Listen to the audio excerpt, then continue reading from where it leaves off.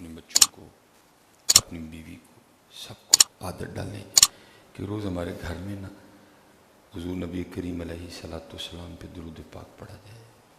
سارے پریشان ہیں، آپ سپرے کے اثر کو مان رہے ہیں، جی ڈینگی آ گیا ہے سپرے کر لو، ٹھیک ہے جی، کرونا آ گیا ہے سینیٹائز کر لو، تو بھائی اس کو بھی تو مانو نا۔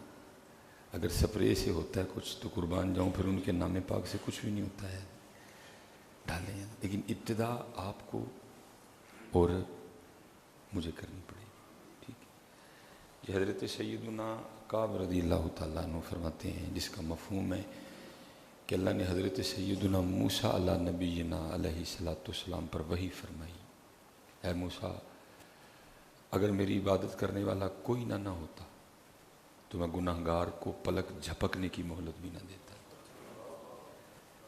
لیکن دکھ کی بات یہ ہے کہ تقریباً جتنے بھی عبادت گزار ہیں نا، ہم سب نے ان سے لڑائی ڈالی ہوئی ہے، ہم سب ان کی غیبت کرتے ہیں۔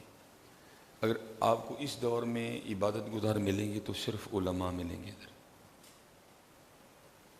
باقی جو آپ کر رہے ہیں آپ کو بھی پتہ ہے، جو مجھے پتہ ہے میں بھی کر رہا ہوں، اور باقیوں کو تو چھوڑو حضرت، یہ جو باہر ہیں نا ان کو چھوڑو۔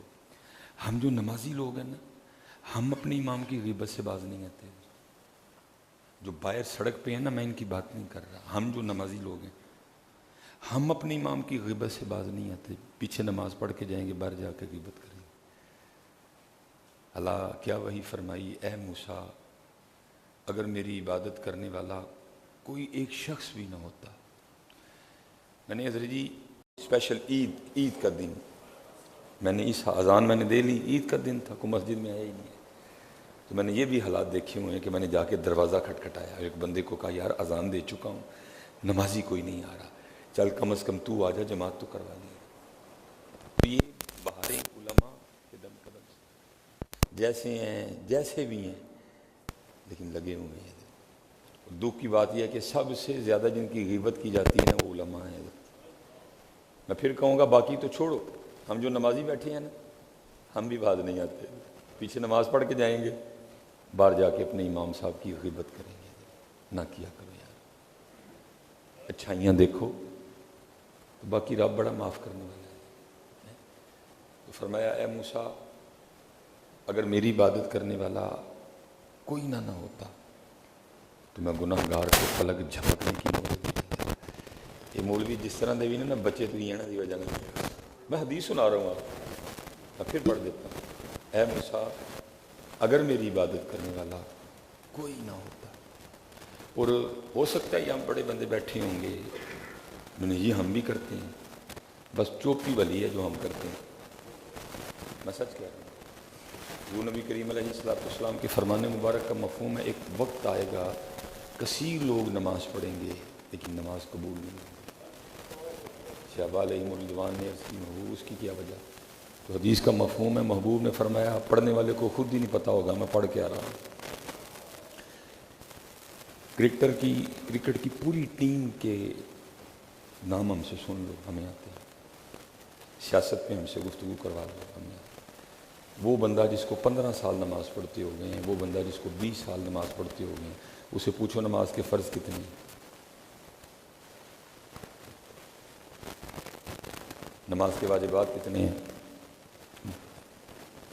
نماز کے مکروہات کتنے ہیں، مفسدات نماز کے ہیں، کن کی چیزوں سے نماز، ہماری نمازیں چپ لگی ہیں۔ اس لیے پھر ہوا کیا، وہ رگڑ کے نیچے یہ ادھر بھی نشان پڑ گئے، لیکن جدھر نشان پڑنا چاہیے تھا ادھر تو آج تک کوئی نشان نہیں پڑا۔ دکھ ہے نا، 15 سال مجھے نماز پڑھتے ہو گئے، کار خرید لیں تو حضرت جی روز مکینس کے پاس جا کے پوچھیں ادھر آپ بتاؤ ہاں فنکشن کیا کیا ہے۔ 15 سال، 20 سال، 25 سال کے نمازی بھی یہاں موجود ہیں، نہیں کو بتا سکے گا کہ نماز کے فرض کتنے ہیں، نماز کی شرائط کتنی ہیں، اور شرائط وہ ہیں کہ جن کے بغیر نماز کی ابتدا ہی نہیں ہوگی۔ تو کیا فرمایا، اے موسیٰ اگر میری عبادت کرنے والا کوئی ایک شخص بھی نہ ہو تو میں گناہگار کو پلک جھپکنے کی بھی مہلت نہیں دوں گا۔ پھر فرمایا میرے کلیم اگر لا الہ الا اللہ کہنے والا کوئی ایک شخص بھی نہ ہو تو میں جہنم کو دنیا پہ بہا دوں۔ پھر فرمایا، اے میرے کلیم، کیا تو چاہتا ہے کہ قیامت کے روز پیاسا نہ ہو؟ کس کو اللہ فرما رہے ہیں؟ اپنے نبی۔ اے میرے کلیم، کیا تو چاہتا ہے کہ قیامت کے روز پیاسا نہ ہو؟ حضرت سیدنا موسیٰ علیہ نبینا علیہ الصلوۃ والسلام نے عرض کی، اے رب کریم، ہاں میں چاہتا ہوں کہ میں قیامت کے روز پیاسا نہ ہوں۔ تو فرمایا، اے کلیم، پھر دنیا میں میرے محبوب پہ خوب درود پاک پڑھا کرو۔ ہیں اللہ کن کو بتا رہے ہیں؟ اپنے نبی کو۔ اللہ کن کو کہہ رہے ہیں؟ اپنے نبی کو۔ نبی بھی کون؟ تلک الرسل فضلنا بعضهم علی بعض منہم من کلم اللہ، جن کو اللہ نے خود سے ہم کلامی کا شرف بخشا، کلیم اللہ جن کا نام ہے۔ اللہ ان کو فرما رہا ہے، اے کلیم، کیا تو چاہتا ہے قیامت کے روز پیاسا نہ ہو؟ عرض کی، ہاں رب کریم۔ فرمایا، پھر اپنی زندگی میں میرے محبوب پہ خوب درود پاک پڑھا۔ ٹھیک ہے، پڑھیں گے نا جی؟ آپ پڑھیں گے نا جی؟